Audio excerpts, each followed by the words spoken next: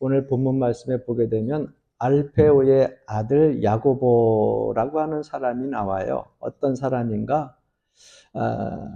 성경에 오늘 본문에 보니까 또 한번 따라합시다. 작은 야고보. 작은 야고보로 기록이 되어져 나옵니다. 잘 알려지지 않은 사람입니다.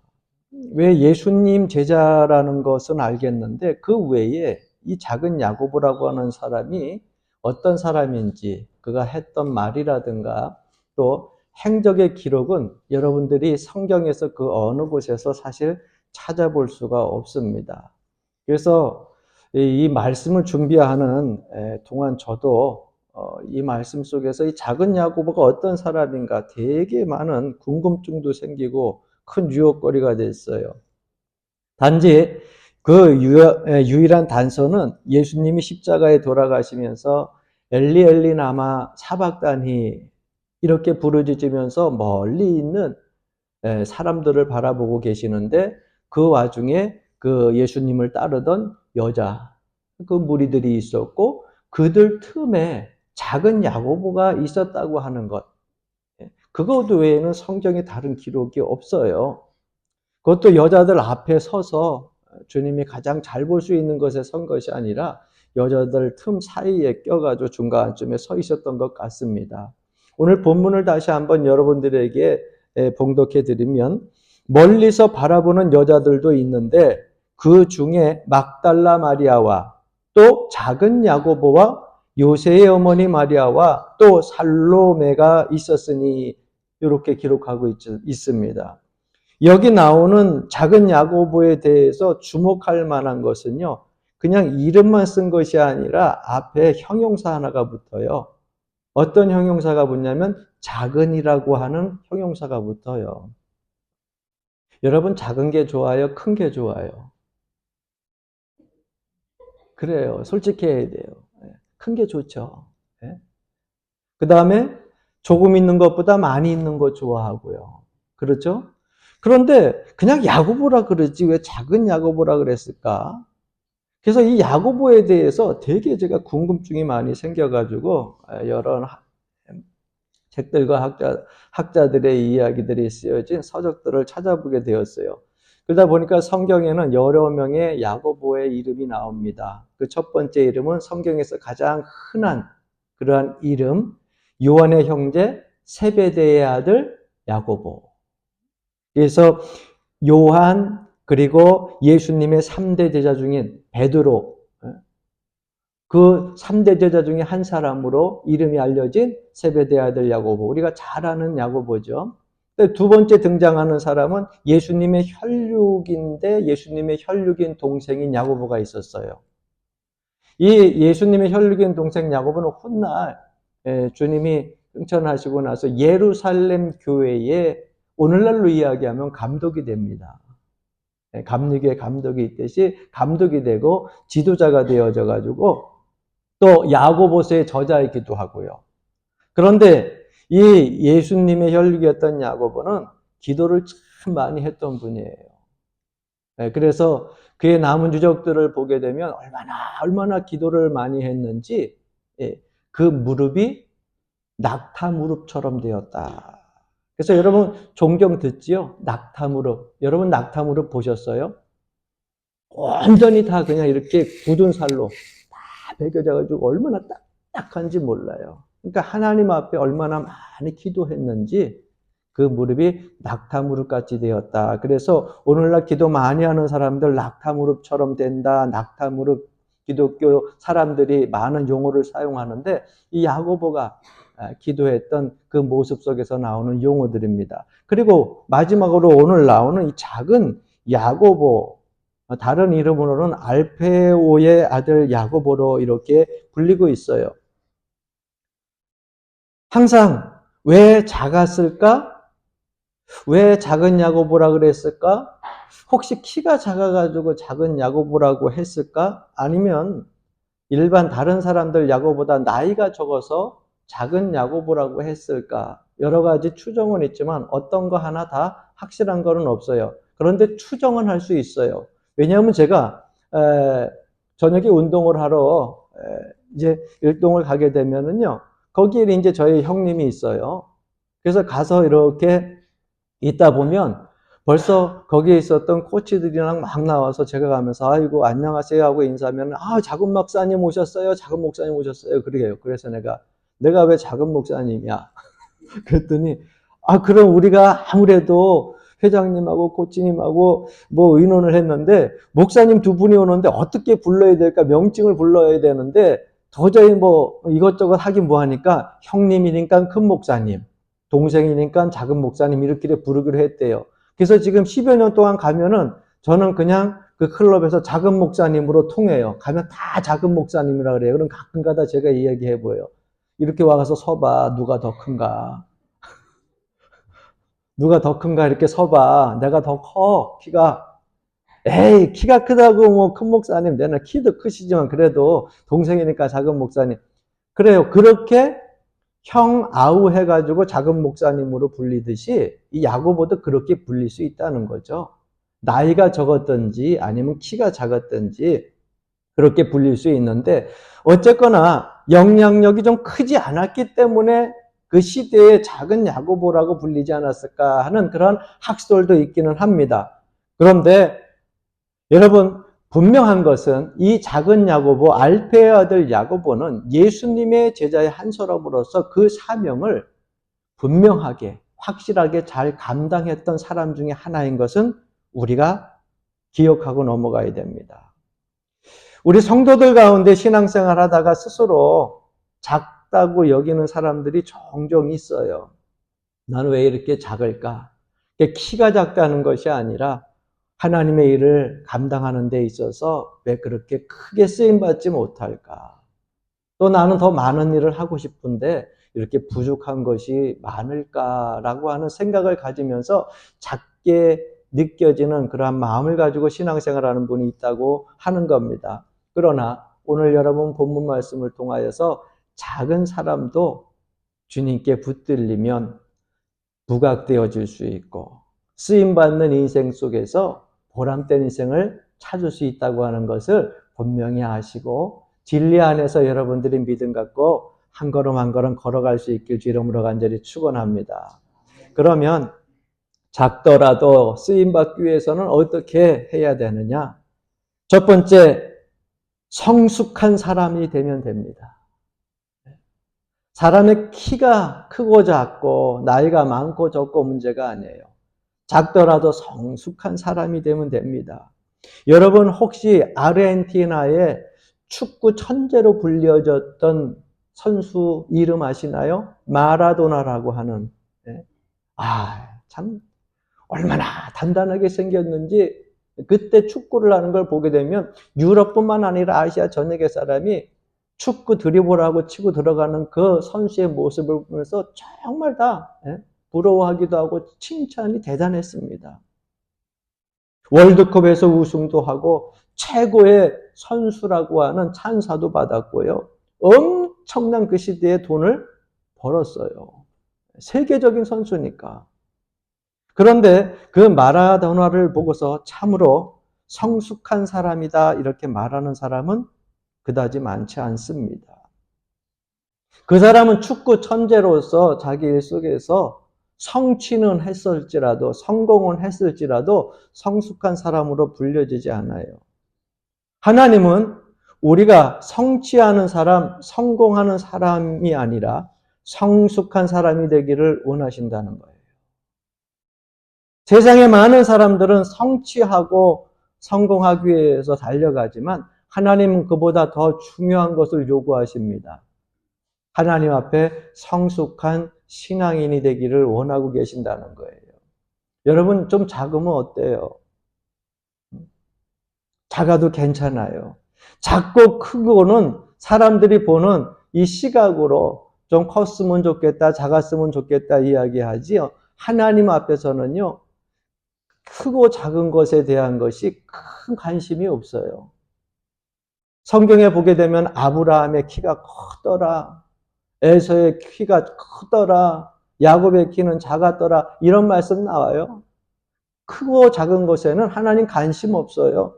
하나님 관점에서는 오직 성숙한 사람이냐 그렇지 않으냐 여기에 관심을 가지고 있는 겁니다. 앞에 여러분 축구 천재 마라도나에 대해서 말씀드렸지만 여러분 또 축구의 황제로 불려지는 사람이 있죠. 펠레라고 하는 사람. 그런데 이 펠레라고 하는 사람이요 어떻게 보면은 마라도나보다 싹 잘했다 그렇게 보지는 않아요. 그 시대에도 모든 사람들에게 인기를 가졌지만은 여러분 보십시오. 마라도나는 축구 천재라고 불리었어요. 그런데 펠레는 축구의 황제라고 불립니다. 이유가 뭔지 아세요? 이유는요. 성숙한 사람, 성숙한 인격을 가졌기에 사람들이 불려지는 별명 자체가 달라졌다는 거예요. 그러면 성숙이라고 하는 것이 무엇이냐? 여러분 성숙에는 세 가지가 들어 있습니다. 희생이 들어가 있어야 되고요. 겸손이 들어가 있어야 되고요. 섬김이 들어가 있어야 돼요. 그래서 성숙하다 그러한 사람은 겸손하고 희생하고 섬김이 있고 이것이 빠지게 되면 결코 우리는 성숙한 자리로 나아갈 수가 없습니다.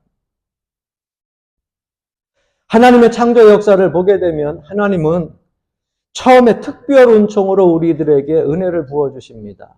그러다가 하나님의 자녀가 되었을 때에는요, 서서히 특별 은총에서 일반적인 은총을 가지고 우리를 간섭하시고 섭리하시고 보호하셔요. 예를 들면은 이스라엘 백성들이 40년 광야 생활을 할 때 하나님께서 특별 은총을 그들에게 내려주셨는데 그것이 무엇이냐면 만나라고 하는 거예요. 그 만나는요, 40년 동안 광야에서 그들이 농사를 짓지 않아도요, 고기를 잡지 않아도요, 또 공장 다니지 않아도 하나님이 계속해서 매일매일 순간 하늘에서 그 양식을 내려주셨어요. 그들이 먹을 수 있도록. 그런데 가나안 땅에 들어갔을 때에 만나가 그쳤더라 그랬어요. 특별 은총이 사라졌어요. 그곳에서는 이제는 농사를 배워가지고 농사를 짓고 양을 키우면서 그렇게 가축 농사도 지으면서 먹고 살아야 되는 거예요. 그렇다고 해서 하나님의 은총이 사라졌나요? 아니죠.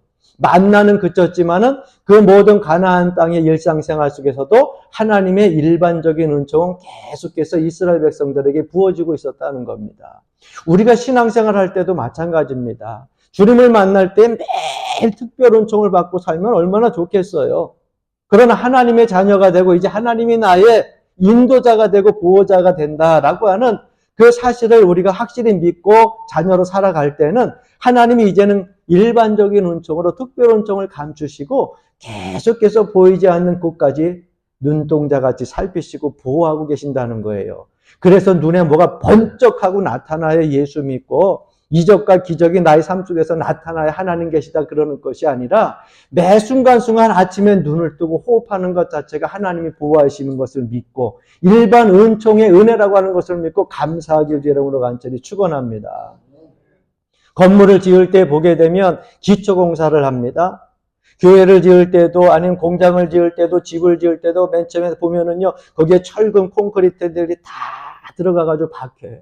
그리고 나서 거기에다가 시멘트를 바릅니다. 시멘트를 바르고 미장을 하고 그리고 맨 마지막에 뭐를 합니까? 벽지를 바르잖아요. 나중에 여러분 건물을 다 지었을 때 콘크리트 그 안에 있는 철근이 밖으로 삐쭉삐쭉 삐져나오면 공사 잘했다 그래요? 못했다 그래요? 이거 공사 잘못했다 그래요. 그러나 분명한 것은 어느 건물이든 그 철근이 단단히 기초공사 속에 잘 박혀져 있고 제자리에 들어가 있고 단단히 있어야 그 건물은 튼튼한 건물이 됩니다. 완성된 건물 속에서는 철근이 보이지를 않아요. 여러분 우리가 신앙생활 할 때도 마찬가지입니다. 교회에서 초창기부터 헌신해온 기둥 같은 사람들이 사실 108년이 되었으면 많이 있습니다. 그분들의 기도와 헌신, 노고가 없이는요, 이 재단이 복음을 전하는 재단으로 오늘날까지 성장할 수 없었을 거예요.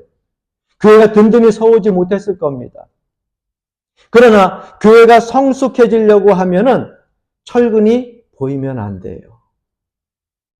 깨끗한 집의 벽지로 마감이 되어진 든든한 건물이 보여지듯이 여러분은 아무리 오랫동안 헌신하고 봉사하고 기둥처럼 해왔다 할지라도 그 철근이 보이는 것이 아니라 벽지 속에 숨어 있으면서도 든든히 교회를 바치는 그러한 일들을 감당하는 것이 성숙한 신앙인의 모습이라고 하는 겁니다.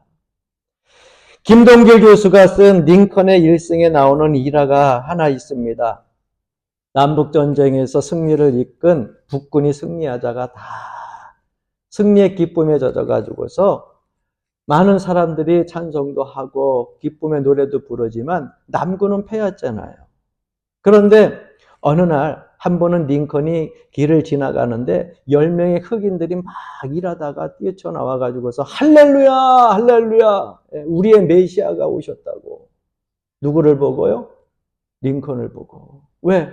노예 해방이라고 하는 것이 그들에게 있어서 얼마나 큰 기쁨이에요. 일평생 노예 생활하면서 사람 취급받지 못하고 일리 팔려가고 전리 팔려가고 주인이 죽여도 말도 못하고 정말 짐승 같은 삶을 살았는데 아브라함 링컨을 통해 가지고서 노예 해방이 되었으니까 얼마나 고마워요. 그러니까 지나갈 때 흑인들이 나와가지고 할렐루야 메시아가 오셨다고 막 이야기를 합니다. 그럴 때 링컨이 이야기를 합니다. 손사래를 저으면서 아닙니다, 아닙니다.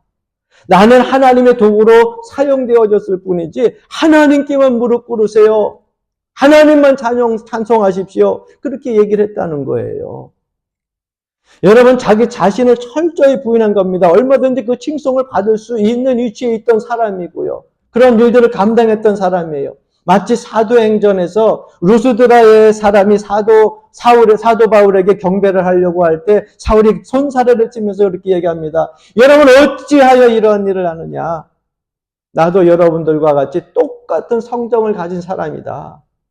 나는 당신들이 믿는 한 그리스의 그 시대의 한 신으로 섬기려고 하지 말라. 그 삶 속에서 이적과 기적의 삶들이 나타나는 것을 보고 신으로 추앙할 때 그러지 말라고 오직 하나님께만 경배하고 예배하라고 이야기하는 것과 똑같은 내용입니다.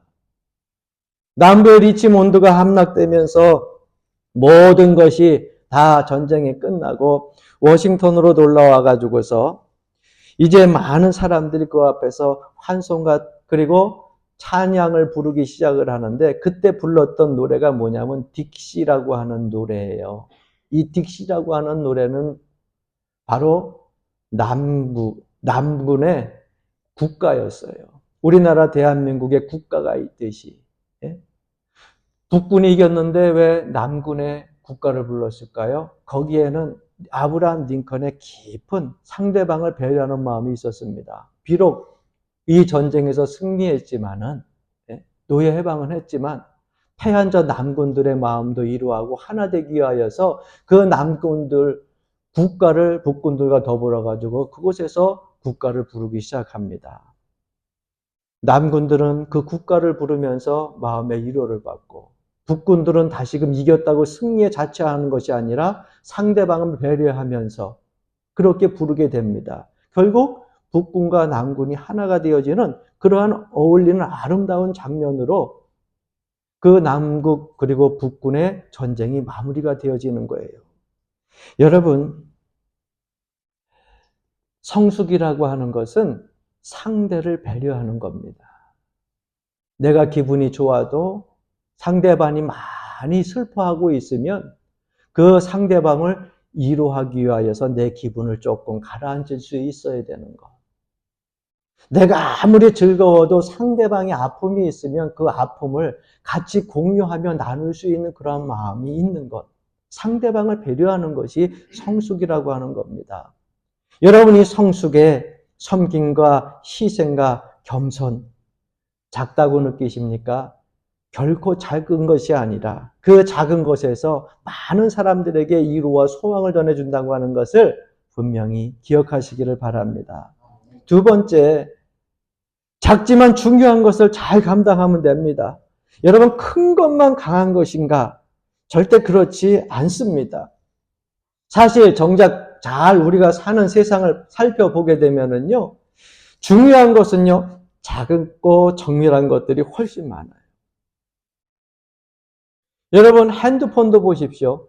점점 작아지잖아요. 점점 작아질수록요. 그 안에요. 제품들도 점점 작아져요. 그런데 작아지면 싸져야 되는데 어때요? 점점점 가격은 비싸지죠. 또한 여러분 나노의 세계는요 쉽게 카피할 수가 없어요. 큰 거는 쉽게 카피할 수 있는데 작은 거는 카피할 수가 없어요. 뭐 옛날이나 지금이나 가짜들이 많이 판을 치고 있어가지고서 물건을 살 때 진짜냐 가짜냐 멀리서 보게 되면은요 이것이 진품인지 아니면 짝퉁인지 알 수가 없어요. 여러분 10m 해놓고서 이거 진짜다 가짜다 해놓고 보면 알아요? 다 거기서 거기 같지. 가만히 살펴보지 않고 대충 살펴봐도 이것이 진짜인지 가짜인지 알 수가 없어요. 그러나 정밀하게 살펴보다 보면 뭐 자꾸 하나 뭐가 다르든지 아니면은 실밥에 뭐 꼬맨 것들이 조금 다르든지 뭔가 조금씩 다른 것이 있어요. 그 작은 것 때문에 진짜와 가짜가 구분이 되어지지 않습니까? 그러니까 작은 것이 여러분 작은 것이 나쁜 것이 아니에요. 그 작은 것이라도 잘 감당하면 중요한 것이 된다고 하는 겁니다. 저도 이렇게 보게 되면은 열심히 아침마다 이렇게 시험을 깎고 나오는데 남자분들에게 있어서 시험 깎는 일들이 큰 문제지요. 참 아침마다 이 시험 깎는 것들이 시간들이 꽤 걸려요. 아침에 깎아놓으면 저녁에 또 자라고 그러다 보니까 면도기들이 점점 좋아져 가지고 이전에는 면도날 하나였었는데 이제는 6중날까지 나왔어요. 면도날이 6개까지. 그게 우리나라에서 사는 것들이 면도기가 참 좋아요. 뭐 외국의 칼날들이지만은 뭐 찔레트라든가 뭐 이런 것들을 사용하면은 옛날에는 제대로 깎이지 않아 가지고서 막 뽑히는 것 같기도 하고 막 피도 나고 그러는데 얼마나 잘 깎이는 줄 몰라요. 그런데 비싸요. 가격이 너무 비싸요. 예? 너무너무 비싸다 보니까는 주변에서 이제 많은 사람들이 좋은 면도기 해가지고서 같은 기능이다 하고 하면서 싼 가격에 점점 내놓는 것들이 있어요. 그러니까 면도기 날 그 비싸니까 같은 정도의 절삭력이라고 하면 그것도 괜찮겠다. 그래가지고서 싼 값으로 그걸 사잖아요. 쓰다 보면 날은 똑같은데 숫자도 오중날 똑같은데 깎다 보면 뽑혀. 깎다 보면 여기저기 살도 긁히고 아파요. 작지만 다른 거예요. 그래서 제가 생각한 것이 있어요. 옛날 가끔 속담으로 하신 말씀들이 있잖아요. 싼 게 우리 교인들은 속담 참 많이 알아요. 제가 앞에 거 하면 뒤에 건 탁 나와요. 싼 게 비지떡이. 야, 좀 싸다고 해서 절반 가격밖에 안 돼서 그거 산다고 샀더니 결국은 금호감 못한다라는 생각을 가지게 됩니다. 그토록 여러분 작은 것이라고 해도 중요한 것이에요. 작은 것이라도 소중한 것입니다. 작다고 우리 이야기하지만 주님 보시기에는 클 수 있다고 하는 겁니다. 누가복음 16장 10절 말씀에 보면 지극히 작은 것에 충성된 자는 큰 것에도 충성되고 지극히 작은 것에 불의한 자는 큰 것에도 불의하니라. 그러니까 중요한 것은 작은 것에 잘 감당하게 되면 하나님이 큰 것에도 여러분들 잘 감당할 수 있는 힘을 주신다는 거 기억하시기를 바랍니다. 마지막 세 번째, 작더라도 쓰임받는 인생이 되면 됩니다. 크고 작은 거 세상 사람들이 바라볼 때 이렇게 저렇게 얘기하지만 하나님 관점에서는 아무 상관없어요. 하나님께 쓰임받는 인생이 되면 되는 것입니다. 하나님 앞에 쓰임받으면 됐지. 좀 작으면 어때요? 좀 적으면 어때요? 커도 쓰임받지 못하면 아무 소용이 없는 거예요. 신앙 안에서, 믿음 안에서.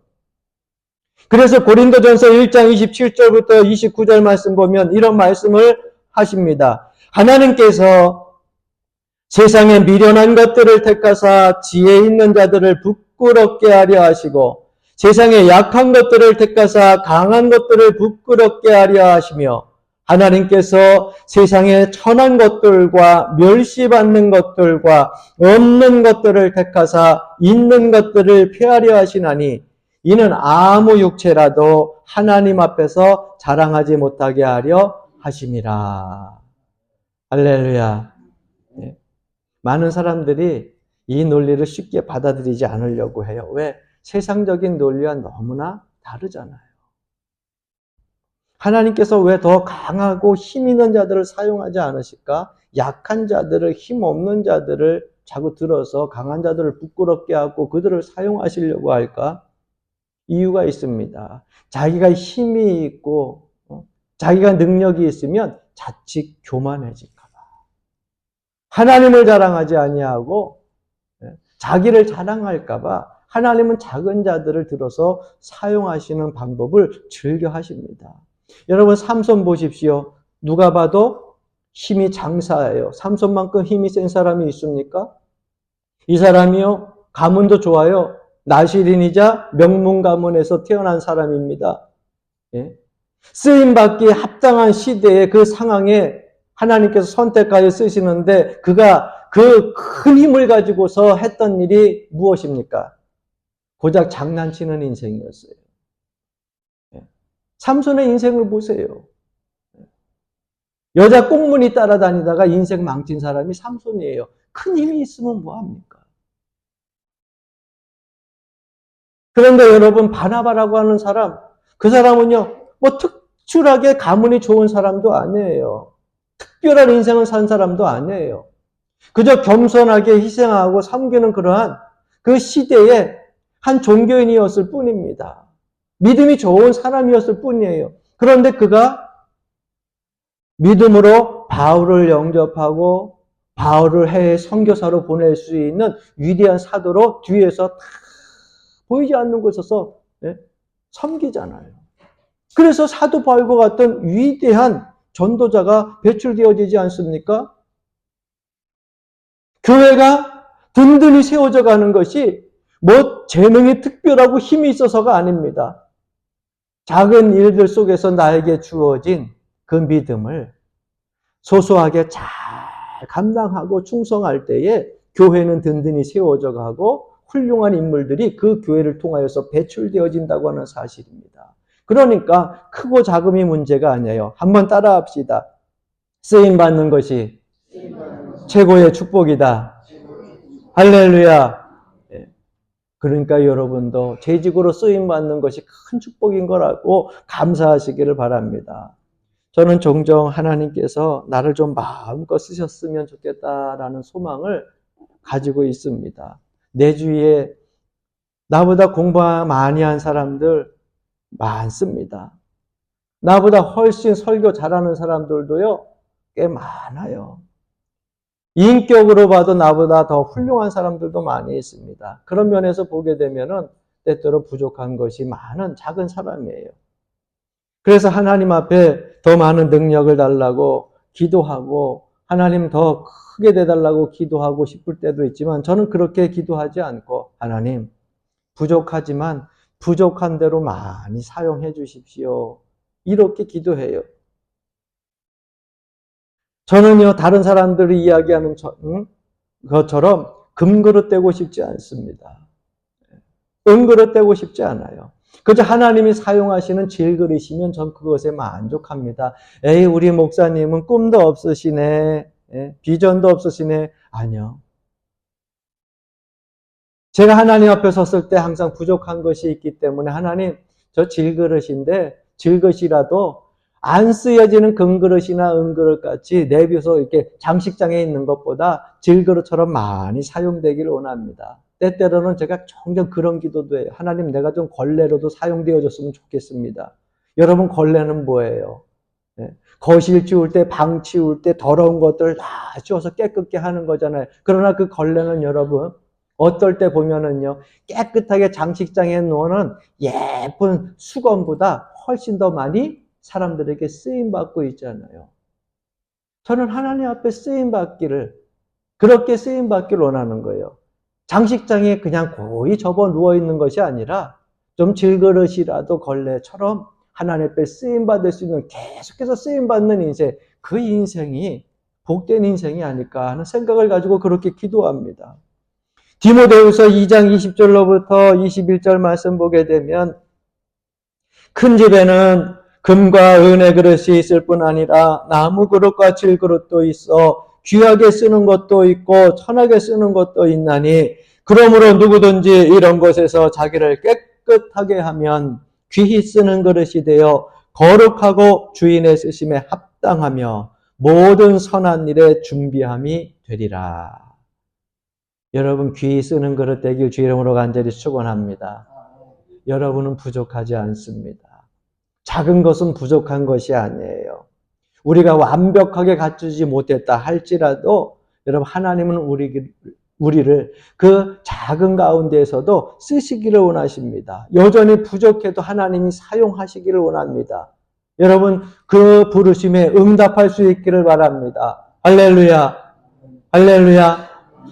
성경에 작은 야고보에 대한 아무런 기록이 없습니다. 그러나 작다는 것 외에는 우리가 아무것도 알 수 없지만 그가 예수님의 제자로 쓰임 받았다고 하는 사실은 우리가 분명히 알 수가 있어요.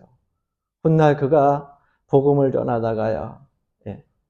그 아프리카 그러한 쪽에 나가서 복음을 전하다가 결국은 돌에 맞아서 순교하게 됩니다. 작지만 끝까지 주님을 위해서 헌신했던 이 야고보의 인생은 하나님께 온전히 쓰임받는 인생이 되었어요. 작지만 저는 우리 교회 임원 모든 성도들이 성숙한 사람이 되기를 바랍니다. 작지만 중요한 부분을 감당할 수 있는 귀한 사람들이 되기를 바랍니다. 그리고 쓰임받는 기쁨을 누리는 하나님의 사람들이 다 되시기를 주의 이름으로 간절히 축원합니다.